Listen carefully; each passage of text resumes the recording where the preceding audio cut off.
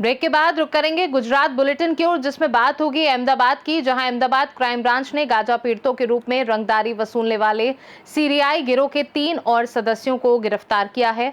आगे बात करेंगे दाहोद की, जहां अनंत चतुर्दशी के दिन शहर के भव्य 5 मंदिरों में विराजमान गणेश जी का विसर्जन भारी पुलिस सुरक्षा के बीच शुरू हुआ।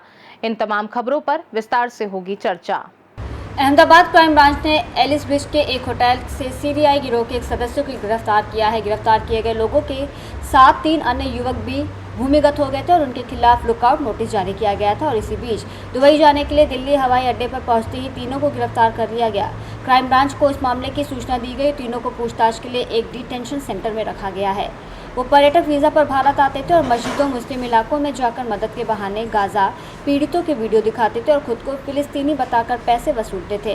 पुलिस ने तीनों लोगों के पास से 2,985 अमेरिकी डॉलर बरामद किए हैं और अब इन तीनों की इनकी निर्वासित करने और ब्लैकलिस्ट करने की तैयारी की जा रही है। तीनों सीरियाई नागरिक दिल्ली हवाई अड्डे से दुबई होते हुए दमिश्क जाने वाली उड़ान में सवार हो रहे थे। उन्हें लुकआउट नोटिस के आधार पर गिरफ्तार किया गया।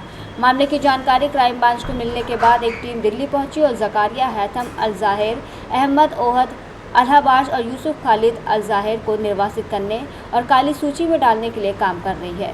थोड़ा समय अगाऊ क्राइम ब्रांच द्वारा जे माहिती मळेली હતી કે મૂળ પેલેસ્ટાઇનના રહેવાસી હોવાનું દર્શાવી સિરિયન 4 નાગરિકો અમદાવાદ ખાતે આવેલા છે અને એ અલગ અલગ મસ્જિદોમાં જઈ પેલેસ્ટાઇન ખાતે જે પ્રકારની પરિસ્થિતિ છે ત્યાંના ફોટોગ્રાફ્સ અને વિડીયોઝ બતાવી મસ્જિદોમાં નમાજના સમયે એટલે નમાજ પૂર્ણ થયા બાદ એ લોકો ફંડ માટે બધાને આગ્રહ કરતા હતા।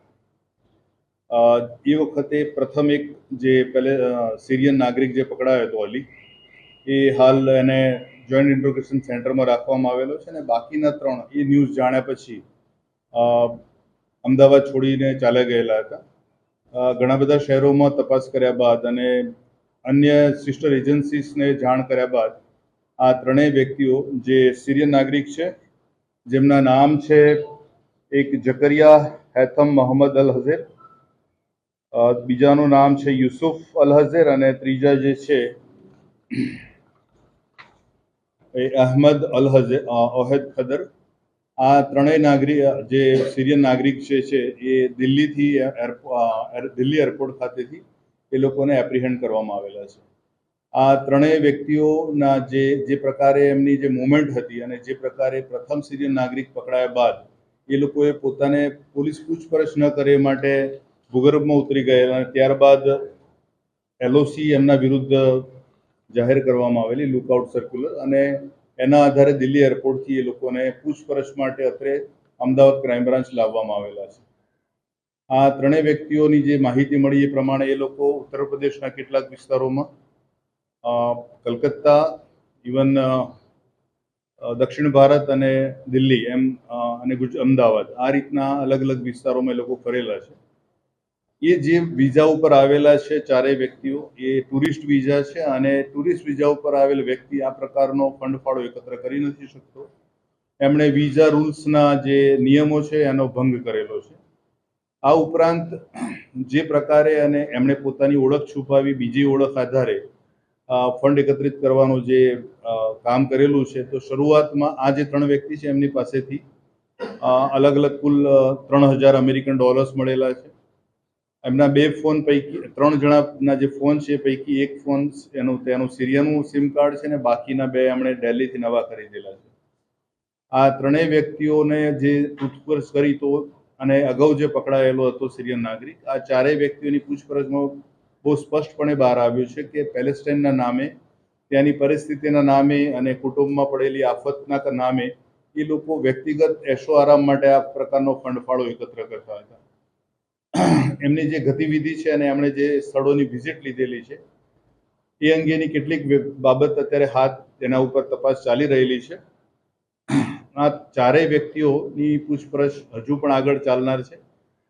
કેન્દ્રીય એજન્સી અને અન્ય એકમો જે છે કે જે આંતરિક સુરક્ષાના હેતુ માટે કામ કરી રહેલી તમામ એજન્સીઓ આ બાબતે કાર્યરત છે। અત્યારે હાલ જે 3 વ્યક્તિઓ અમારા પૂછપરછ હેઠળ છે ક્રાઇમ બ્રાન્ચ ખાતે, આ ત્રણેય વ્યક્તિઓની જે પણ મુવમેન્ટ જે છે આખા ભારત આપણા દેશના અમુક મુખ્ય ચારેક પ્રાંતમાં એની ત્યાંના કયા લોકોને મળેલા છે, એમનો ફંડ સિવાયનો ઉઘરાવા સિવાયનો અન્ય કોઈ હેતુ છે કે કેમ, અથવા તો આ ફંડ ઉઘરાવવું એક માત્ર બહાનું છે કે આની પાછળ બીજો કોઈ ઉદ્દેશ પણ છે, એ પ્રકારે હાલ આ તપાસ ધરાઈ રહેલી છે.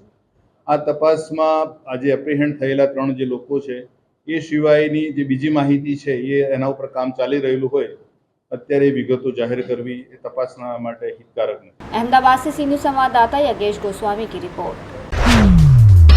दाहोद शहर और जिले में आज अनंत चतुर्दशी के दिन शहर के भव्य 5 मंदिरों में विराजमान गणेश जी का विसर्जन भारी पुलिस सुरक्षा के बीच शुरू हुआ, जिसमें दाहोद शहर के गोधरा रोड स्थित एक कृत्रिम झील में 100 से अधिक गणेश प्रतिमाओं का विसर्जन किया गया। दाहोद शहर सहित जिले में गणेश विसर्जन यात्रा शांतिपूर्ण माहौल में संपन्न हो सके, इसके लिए पुलिस व्यवस्था ने विसर्जन यात्रा के मार्ग पर चाक चौबंद व्यवस्था की है। पुलिस कड़ी सुरक्षा में तैनात है और विसर्जन यात्रा के दौरान कोई पथराव न करे, इसके लिए पुलिस ढाबा पॉइंट और सीसीटीवी से कड़ी नजर रखी गई थी। इसके साथ ही ड्रोन कैमरों का भी इस्तेमाल किया गया था। नगर पालिका के अग्निशमन निरीक्षक पूरी विसर्जन प्रक्रिया के दौरान मौके पर मौजूद रहे और अपनी टीम का मार्गदर्शन किया। दाहोद में विभिन्न गणेश मंडलों ने अपने अपने क्षेत्रों से गणेश प्रतिमाओं को ट्रैक्टरों सहित अन्य वाहनों में अपने द्वारा तय किए गए रूट पर ले जाकर डीजे और ढोल नगाड़ों की धुन पर विसर्जन यात्रा निकाली।